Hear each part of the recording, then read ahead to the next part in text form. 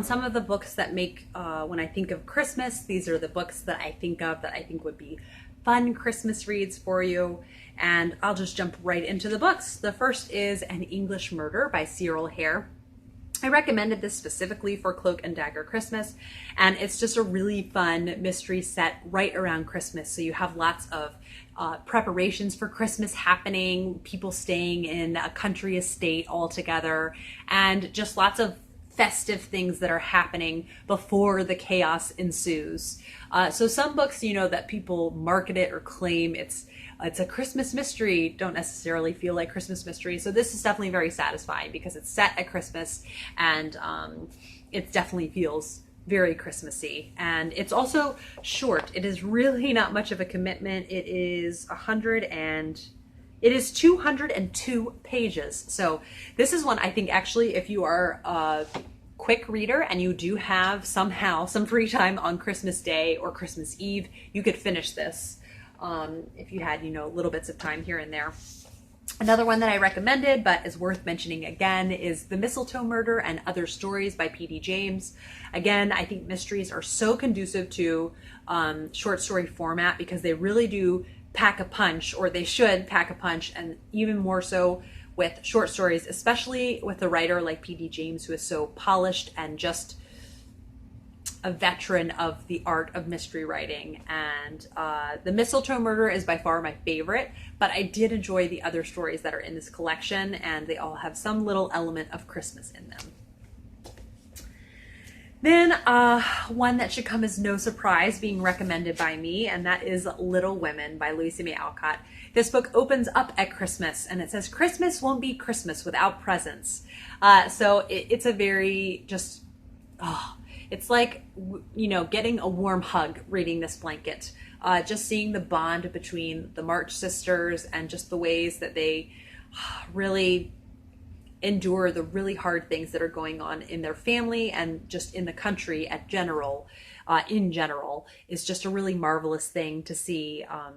You know, the family, just how they can love one another but still be frustrated with one another at certain instances, and just grow very close throughout the process. And it does, you get to see the girls grow up for, you know, a fair amount of the time, but it just has lots of domestic things that feel very Christmassy throughout the rest of the book. And one of my favorite scenes actually is when Meg is married and she's making jam. So it's a very humorous scene. I've never made jam, but this made me feel like it was a lot harder than I ever did feel it could be. Cider with Rosie by Laurie Lee is next. I happened upon this used copy, a Folio Society edition, but there is a lovely, lovely, really lengthy chapter on Christmas caroling and Christmas in general. And what is really neat too is there's just a couple chapters that are just very wintry. So yeah, I highly recommend this. And I think I might have some cool illustrations from the Christmas caroling. So this is a really pretty illustration from when they're going Christmas caroling. So yeah, I think even if, actually, if you didn't have time to read the whole book, just reading the chapter on Christmas caroling could be really satisfying, because I'm pretty sure in my A Literary Christmas or my winter book, they just include that scene. And I think I will read just that, but I definitely in the years to come do want to reread Cider with Rosie. Then a Roseman Culture that I read this, I did a buddy read of this a few years ago with Katie from Life Between Words, and we both adored it so much. This has so much of Christmas preparations and Christmas joy, and just in the anticipation that is there in this season, and it's so much fun. But then also, if you like Roseman Culture, you will really enjoy this book. It has lots of really warm characters who you just feel like you get to know right away, and it's such an engaging type of writing, and cozy domestic details. They're, you know, one of my favorite things in books. And yes, I just adore this book, and it's in Scotland, which is very, very fun for Christmas time. James Herriot's All Creatures Great and Small series. In this one, he is married, and so you get to hear about one of his Christmases where it starts off, it's a really rough start. he ends up working with a farmer who's just really cantankerous and just not appreciative for him coming out on Christmas Day. And so it's just a really rough start very early. And then things take a turn for the better, though, and he gets to be with this sweet couple to, one of their animals needs tending to.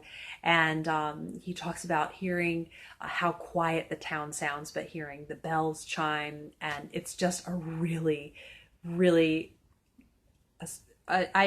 just a beautifully written scene. Words can't, convey just how much I love the Christmas aspect of this book. Then an Elizabeth Gouge book is Pilgrims Inn. This is the second in her Elliot family trilogy, and this ends with a marvelous, marvelous Christmas scene and all of these preparations that have been done. The children have been working on a play for everyone, which I just think that's a lovely notion of the children kind of creating their own Christmas play for everyone to see. And yes, this just, all of the coziness that you want on Christmas, and it's fabulous. Then a really nice little children's mystery, which this could also feel kind of wintry, and that is Frost Hollow Hall.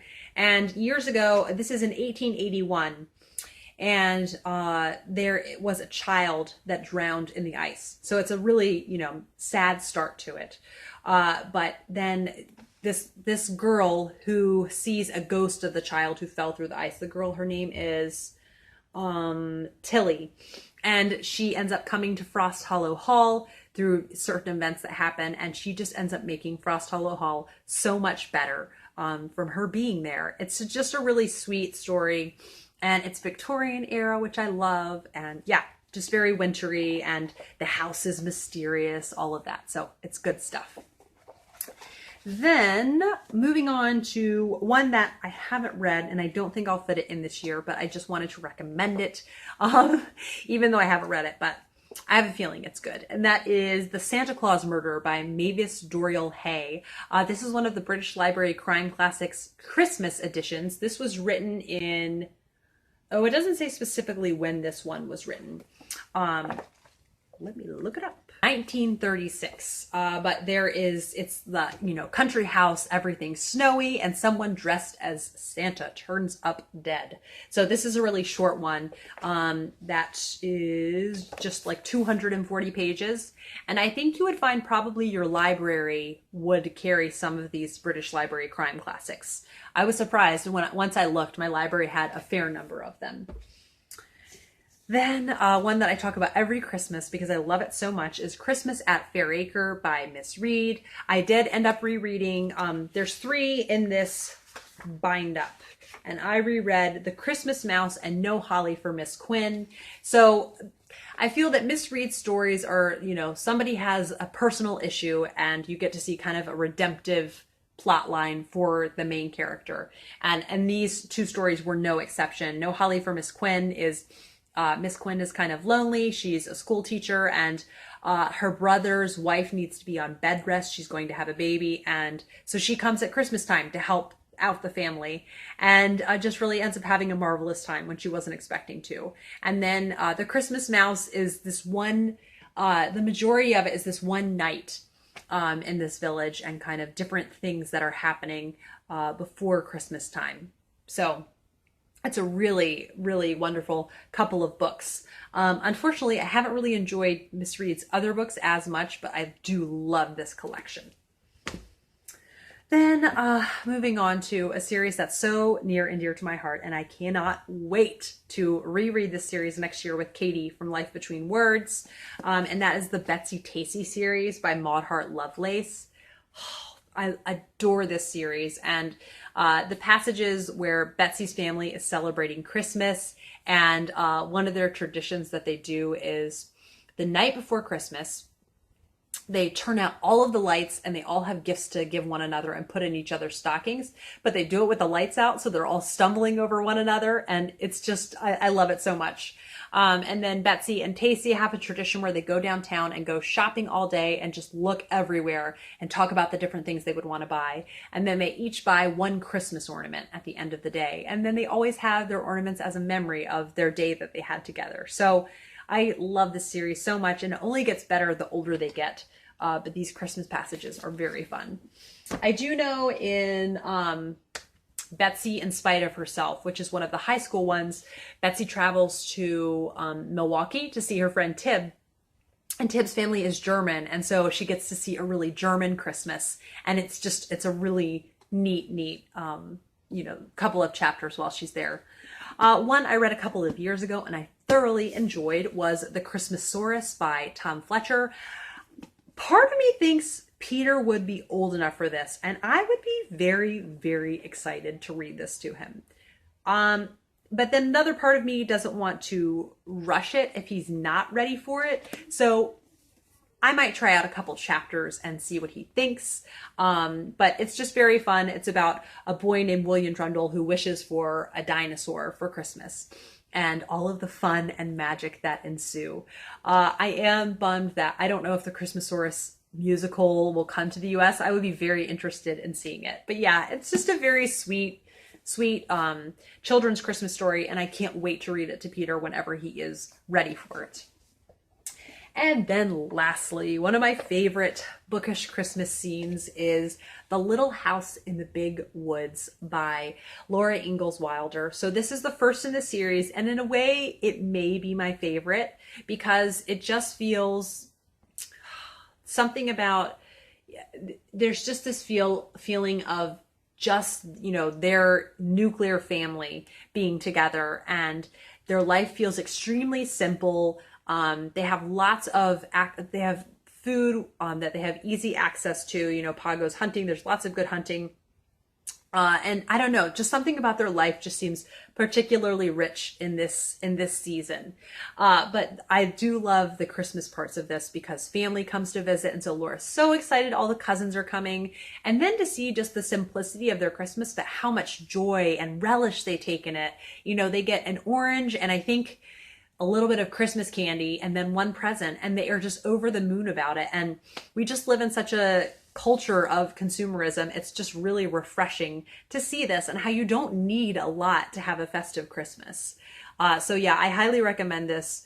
I recommend the whole series, and I just adore it so much, particularly the audiobooks, because there's fiddling like Pa would have fiddled in the audiobooks, and they are just wonderful. So those are all my Christmassy books I have to recommend to you. I hope you guys are enjoying my Vlogmas videos, and I will see you tomorrow for another one.